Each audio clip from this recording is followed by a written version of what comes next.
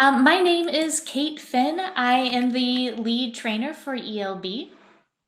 Before I joined forces with ELB, I was a teacher. I taught kindergarten by day, adult school by night, and then I ended up transitioning into middle school as well. So a large array of ages and subjects I was able to teach during that time. So I understand teaching. I love teaching. I was just talking with some teachers today, and we're used to saying, oh, I know what it's like to teach.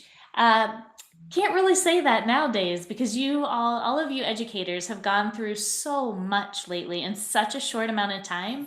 Your resilience is amazing. So thank you for everything that you do and are doing. Today, what we're going to be talking about is the interactive collaborative learning. As I mentioned just a moment ago, many of us are utilizing Zoom or Google Meets or some sort of virtual platform to do our teaching.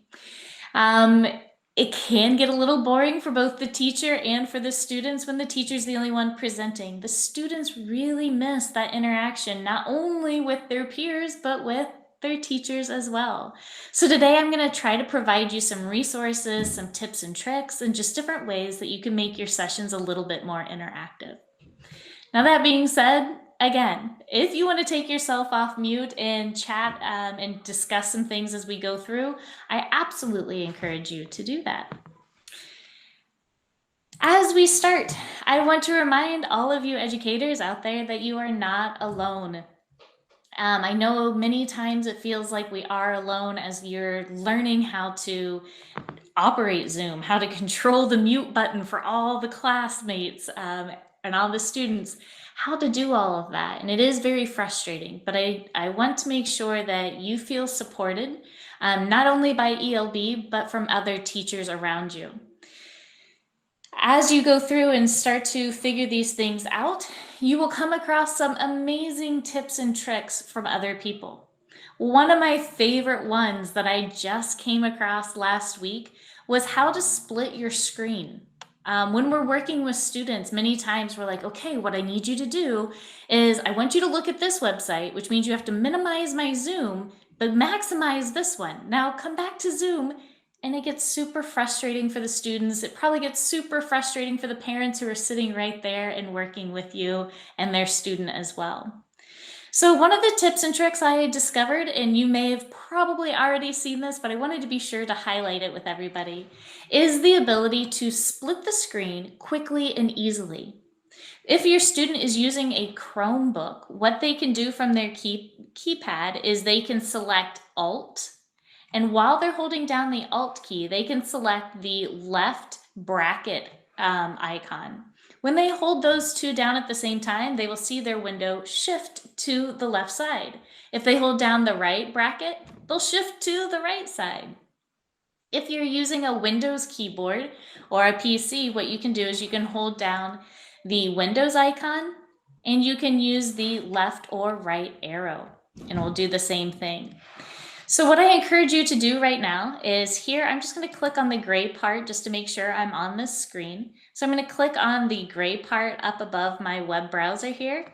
I'm using a Windows PC, so I'm going to hold down Windows, and I'm going to select the left button.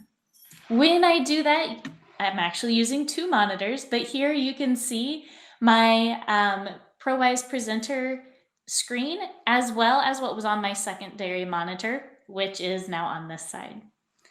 If I open up a new tab on that window and I drag it on over, I have just split my screen. So think about your students at home who are learning remotely. They now have you on Zoom or Hangouts or Skype, and they can see that online textbook that you're referring to and talking about as well. So they can have that split screen instead of you having to go through that whole rabbit trail of now minimize this, maximize this, make sure you can see this. So we can do that. The reason I encouraged you to do this is because I would like to kind of get some information, not some information necessarily about you, but maybe about your experience. And what I'm going to do is I'm going to use something that's called ProConnect. What I would encourage you to do right now with your split screen so that you can see me as well, unless you have dual monitors, is go to prowise.com. Prowise, Prowise. Prowise is a fantastic site anyway, but they have great software, and I kind of want to speak to some of the features right now. So using prowise.com, you're going to go to the second blue tab that says Start ProConnect. This is a great feature for students and teachers to interact a little bit without having to be within the same classroom or the same vicinity even. So if we go to prowise.com, Start ProConnect, I will give you a group code. So once you've selected Start ProConnect, it'll ask you for your name and a group code, which I'm going to give to you right now. That group code is going to be,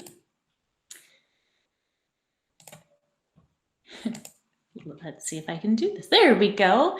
Your group code is going to be 116504442. Again, that group code is going to be 116504442. And I did go ahead and put that in the chat box as well. So if you're not a numbers person like myself, that'll be an easy way to access it. So in that chat box, you will see the numbers or the group code 116504442. All right. And I will select Start.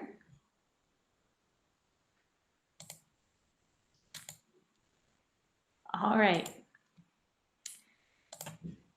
And we will just have to ask because I am not getting this up and running right now, which is just fine. But my question to you is, what are some of the struggles that you're seeing right now in your teaching? What are some of the struggles that you have with virtual teaching or with virtual instruction at this time?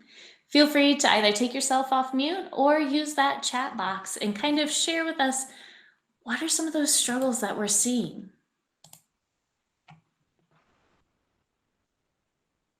Oh, it's hard keeping my students engaged, somebody types in there. I couldn't agree more. It is very difficult to keep them engaged. I have a kindergartner, our first week of virtual learning. He would hold his paper up to the camera. He would sit there, he'd hold his toy up to the camera, and then he'd get up and just leave the room. Meh, I've done my show and tell, even though it wasn't even show and tell time, I'm done. So yes, keeping your students engaged. As an online instructor, being engaged myself with my students, that's a struggle for me sometimes too. So as we go through these, think about some of those struggles that you're having and feel free to share them out. And let's talk about some of the things that we've seen and some of the things that we can share out with each other to build upon. Somebody else writes, digital activities, including drag and drop, are challenging for little learners. Oh yes. Even those little drag and drop activities, even though they are engaging, they can be difficult. So sometimes we have these expectations that, oh, they play on their tablet or their technology all the time, they're going to be digital experts. So we definitely need to keep that in our minds. Someone else writes, I teach students with special needs really need to have touch screens. I absolutely agree with you. One of my best friends teaches the same group of students, and they didn't have that at the end of, spring break, March, when all of this started to happen. They didn't have that, and he's lost so much instruction time with those students. So let's kind of take a look at some of these resources and really start to dig in and see where we go. As I mentioned earlier, sharing resources with each other is huge. It's imperative that we share resources with each other. One of my favorite sites to get resources is Amazing Educational Resources. I, of course, missed an S on that, but it's Amazing Educational Resources, plural.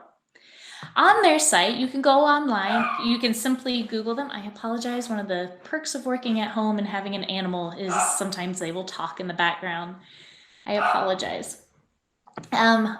So one of the things is you can go to Amazing Educational Resources, and there's a website where teachers are sharing what they have experienced. The great thing is they share their failures and they share their successes. I love it when teachers do this, or when any group does this, because we can take somebody else's failure. The concept was there, but the follow through part may not have been. And we can build on that, turn it around and say, hey, I've come up with this.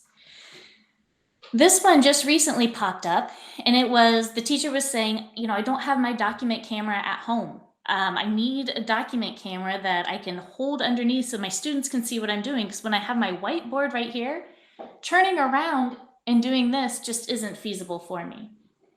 So this teacher came up with the idea of taking a pencil, taping it to the back of their computer, putting a CD, weighing that CD down just right, and now they've created that document camera.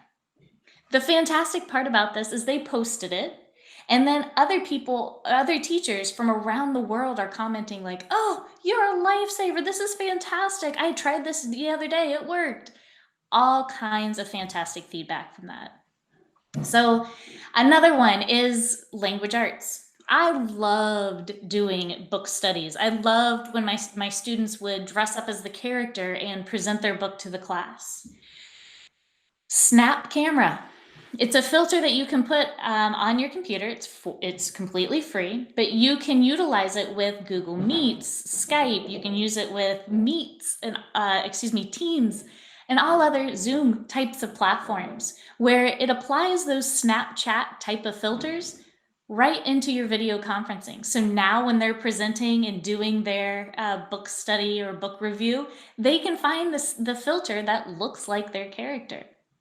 My boys are really into Minecraft, which if you have a child that's super into Minecraft, you've probably had countless mind-numbing conversations about creepers and Endermen and all kinds of mining activities, because I'm there.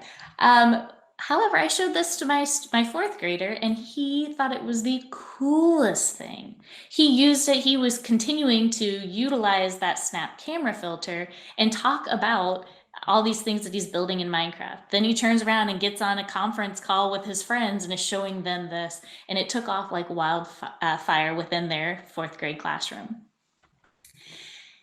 Another one is Class Notes with Miss Nicole. This is a resource that I found, again, from Amazing Educational Resources. This is a YouTube video. On this, she is showing how to utilize drag and drop, or how to create drag and drop activities using Google Slides. It's pretty cool. I've never thought to use Google Slides in this way, but again, another teacher is utilizing a feature that he or she has discovered and has created with other teachers. Also, if you have a Facebook account, Amazing Educational Resources can be found on Facebook. The reason I bring up Facebook for this feature is there is a search bar within Facebook that you can type in 5th grade math, and you will see all of these things pop up just for 5th grade math, or 12th grade Spanish AP Spanish. You'll find a lot of resources there. So I wanted to bring this certainly to your attention so that you could kind of mark it down.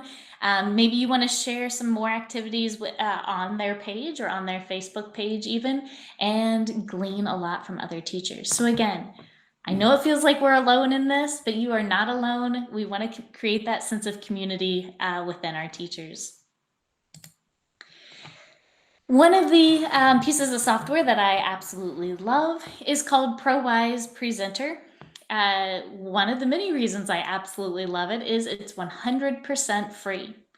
Prowise Presenter, again, is 100% free, which means I can utilize it, but then again, my students can utilize it too. We've asked our students and our families to sign up for so many different websites so that they can gain access to it as well. Prowise Presenter has the ability for me to create a lesson and send that lesson to students and to their families so that the students can work on it from home. To access Prowise Presenter, it's just prowise.com, and there's a yellow register tab, so you can sign up for free there. Prowise.com, yellow register tab. Oh, and on my next slide, This is how you would do that. You would go to prowise.com and you have that yellow register tab. All right. As I go through this, I want to kind of highlight some of the very cool aspects of Prowise Presenter. Not only is it just basic whiteboarding software, digital whiteboarding software, so I can show this to my students. We can have that split screen. They can see me on my Zoom session and they can see me working on that whiteboard instead of me turned halfway like this, creating that whiteboard feel. You do have over 200 built-in tools, but you have ProConnect. What ProConnect will do is it will interact with any internet-enabled device. So our kids, our students who are at home, who are using their Chromebooks, who are using their MacBooks, whatever device, they can interact with other kids in their class. There are several math games that I can have going at the same time. So the students at home can be racing against individual students who are in the classroom as well. The more equations that they solve, the faster or the further along the line their mouse or their monkey or their rocket ship will go. So these are some great ways for those students to interact together. We have been really concerned about the social emotional development of our students during this time. The more that we can get them to be able to collaborate together or to work together is really going to help with that development. Instead of, oh, nope, you're digital learning. You need to stay on your Chromebook while I work with these students who are brick and mortar. We really want to kind of meet those guys and girls right in the middle and have them working together. And this ProConnect is a fantastic way to do that. Another way is the collaboration feature, which is in, again, Prowise Presenter. The collaboration feature will allow anyone who has the link to work together to create a file. The way that you would do this is you would save the most recent form of your document, and then you would start a collaboration, which means you would take that file and you would email it, or it just automatically do this for you, but you would email it to your student, to their families. That way the student at home can open it up and they can be working alongside the students who are in my classroom physically. For example, here I have this activity. Yes, it's very primary. We'll show a couple other activities here. But if I were teaching early learning, early literacy, what I could ask my students to do is I could say, okay, Jessica, you're at home. Can you build the word mat for me? Mat. Jessica, from her device, could grab the letter M and she could build that word mat. And the students see that M floating over and dropping in that column. The teacher didn't do anything. The teacher's not moving it. The students in the classroom are not manipulating it. It's Jessica who's at her home, at her dining room table, or wherever she's doing her e-learning. She's the one manipulating it. Now I have students in my classroom in the brick and mortar.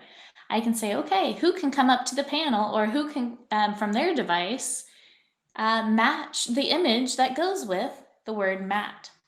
So that student could then again grab the image of the mat and bring it down to match it. So again, we have that ability to work together without having to be in the same classroom. Think about your students who have Prowise Presenter. They don't have to be in the classroom. They don't have to have the teacher telling them, okay, this is what you have to do. Now, instead of saying, okay, I want you to create a PowerPoint on the ecosystem, now they could work together using Prowise Presenter on their own time or on designated time without the teacher. They could do a collaboration time as well and build upon that and work together. So the collaboration really brings in those virtual learners and the brick and mortar learners as well. Math. We can also have those students access using the collaboration feature. Fill in the math instead of the click and drag. Maybe now it's using their cursor to write in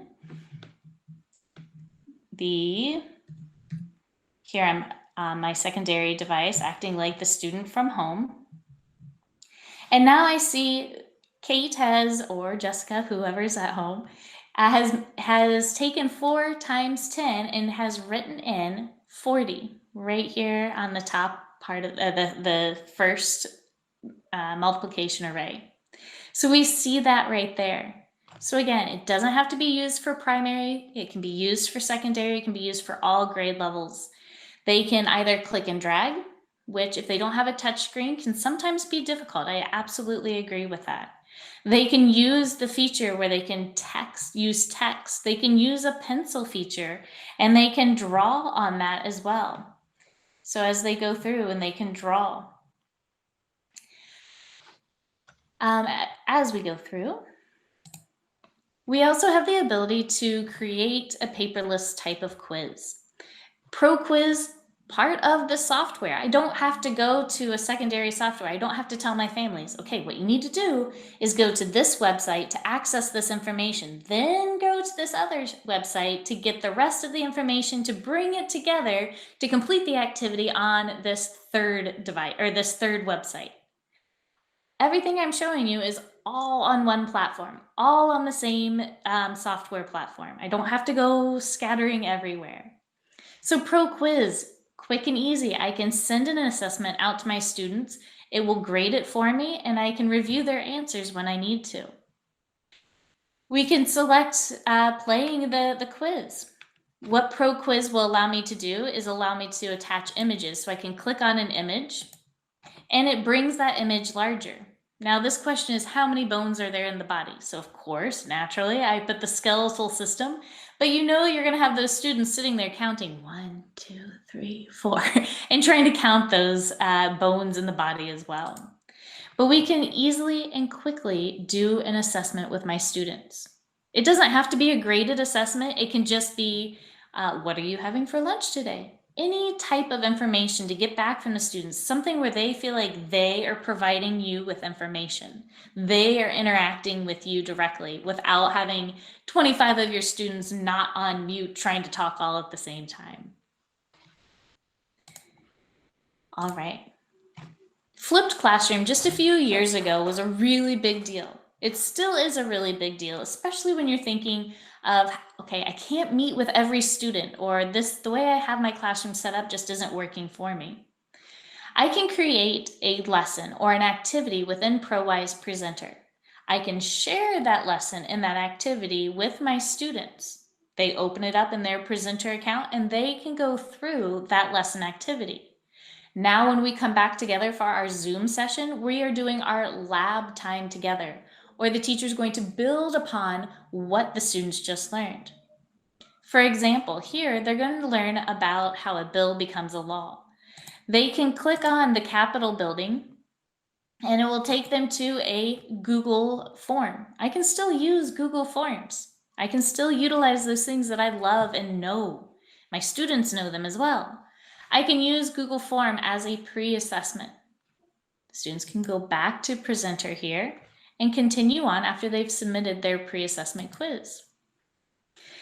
Within the software, I can also upload videos from YouTube. Most of the time when we hear YouTube as teachers, we're like, oh, nope, I'm not falling for that. But my students will go on YouTube and they'll end up seeing something inappropriate, and then I get called into the principal's office. Or if I show a YouTube video, they'll see something like, watch this next, and they'll just go through the rabbit hole of watching each video as they go through and further away from my actual lesson. Within Prowise Presenter, I can simply and quickly bring in a YouTube video. But the best part is the software's taken out all of the watch this next, or you enjoyed this video, you might enjoy this one. It only plays my video for me. It's not going to let me watch anything else. It's not going to show me any inappropriate ads. Though we always tell teachers, always view your content before showing your students. But we can have that already loaded into Prowise Presenter. And of course, you can't teach how a bill becomes a law without playing Schoolhouse Rocks. It's just a given here. So as the student watches the video, they can take their notes, They can also bring this over and see, okay, well, can you answer these questions? Based on your notes, can you answer these questions? If the answer is no, then we know, you know what? Let's go back and watch that video and take better notes. So the students have that responsibility to take notes and take good notes. It's a skill that they have to learn. That being said, I know I'm talking a lot about staying in the software. You don't have to stay within the software. My district has subscribed to and pays for some fantastic websites. BrainPop, I was thinking Moby. BrainPop is one of my kids' favorites. Another one that is fantastic for civics teachers is iCivics.org. Again, if I'm thinking about that flipped classroom that I'm teaching, how to invite again to students. Oh yes, I will show that. Yes. So if I want to invite my students to this, what I would do is I'd go down to that file folder icon in the lower left-hand corner, and I could select Start Collaboration. Start Collaboration. And what that will do is it will save the most recent version of this file, because as you know, I've gone through and I've made some changes. So it'll save the most recent version of this file. Then it will ask me, who do you want to send this to? And I can enter those email addresses right there and then press send, and it's sent along to that student or who I want to have invited to this. If I want to take this entire document, this entire file, and again, I'm thinking of that flipped classroom feel, I've created this lesson. Now I'm going to pass the lesson to you, and I want you to complete this lesson. I want you to go page by page by page, completing the lesson on your own. What I can do is I can select that file folder icon again, and I can select the share button. Again, when I press the share button, I will save the most recent version, and again, I will have the opportunity to enter the student's email address.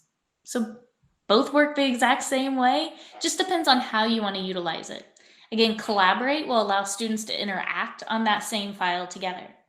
If I'm just going to share it, which is it has the little chomper, the alligator look to it, the symbol for share. If I just share it, that means each individual student has their own, and they are working on it on their own.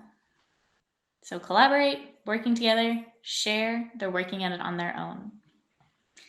iCivics has some great WebQuests, has some great interactive games for the students to utilize. It has some great lesson plans too, teachers. It's really a fantastic tool to utilize. Here, I would send my students to iCivics, and I sent them exactly to the page where they're supposed to start. It won't take them to just a generic iCivics.org and find your way to the web quest I need you to do. It'll send them exactly to where they need to begin. So they would click on iCivics, they'd start their activity, and when they're done, they would just come right back into Prowise Presenter and they would continue on with their lesson. When we all come back together, or before, because this is the lab prep, before we all come back together, either that afternoon or at the end of the week for our Zoom session, they're going to have to review some bills that are proposed to become a law. They have to pick 3, and now they can use the Collaborate feature with the people in their group to, okay, let's pick one bill. Let's focus in on this one bill and let's come up with reasons why this bill should be a law. And they can create a presentation to present to the rest of the class together. Somebody in the comments says, I have a Prowise that I actively use before COVID. Oh, I'm glad you had it before that time too. And then completely forgot, but good to relearn. Oh, you are more than welcome. Here at the end, I'm also going to put my email address in here. So if you have any questions or if you want to learn more, just keep the conversation going, you'll have that as well. The lab prep, so they've prepped for the lab, and now next week, whenever we'll come back together, and now I want the students to present their bill to Congress. Tell us what is it that you're looking to make into a law. So they have to present their research. Then we can build upon that and talk about the next steps. Fantastic. Maria, in the chat box, I'm going to go quickly and put my email address in there so that you have it. Thank you so much for joining us. I really appreciate it. But now you have that email address. Feel free to reach out at any time. So with the lab prep, they do the prep, they come together, we build off of it as a class. The teacher teaches more based on what he or she has presented. I know that a lot has gone on. Somebody earlier had mentioned needing touchscreen devices.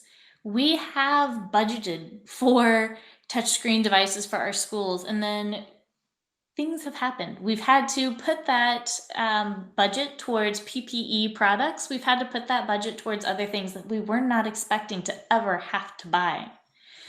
That being said, ELB did start a GAP program, a grant assistance program. This is a completely free program. With the GAP assistance program, ELB saw the need. We saw that the funds were quickly drained because of the situation that we're in right now. That being said, we wanted to support teachers. We wanted to support education. We know that no one was prepared for this. So we have decided that we will help you, and we've done this with several centers and schools already, and it's been a fantastic process, but we will work with you to find the perfect grant for your needs. Whether that's technology, whether that's furniture for your classrooms, we will help you find that grant, and we will write the grant for you, completely free. Again, the purpose of this is to make sure that education and teachers, principals, superintendents, districts, families, they all feel supported and they get what they need to have that educational experience. In order to apply for the GAP Assistance Program, Grant Assistance Program, you would visit Grant, or you could email us at grants@elb.com. When you do that, we will send you a form just to get a better idea about what it is that you need, and we will set up a time to meet with you virtually and get started on writing that grant. Lastly, we have a gift card that we are giving out. I'm going to quickly copy and paste this URL and put it in our chat box here. We are going to have a drawing for a gift card. All you would need to do, all we ask you to do, is fill out the survey that you see in the chat box on the side. There are just a few questions. We would like to get to know more about what teachers are doing, more about what teachers want to learn about, what they need, and how we can better support them. So at this time, I encourage you to fill that out, but I also want to open up the floor for any questions or concerns that anybody may have, or anything that you'd like to build off of as well.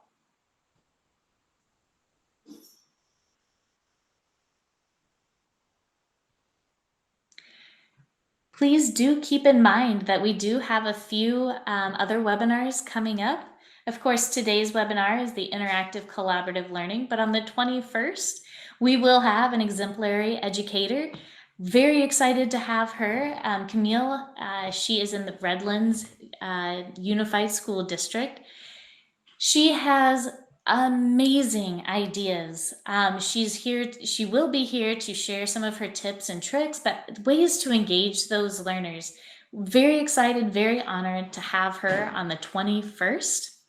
Also on the 30th, we will have tools to support that blended and hybrid classroom, or blended and hybrid learning. So we hope that you'll join us for both of those, and that you will also fill out that form so that we can have some information about what things you would like us to present next time, or what things you would like to see happen. If there are no questions, this is where we are going to end the session today. But if there are no questions, I encourage you to reach out anytime. My email is in that chat box, so please feel free to reach out at any time, and we'll be sure to assist you. And we look forward to hearing from you. Thank you.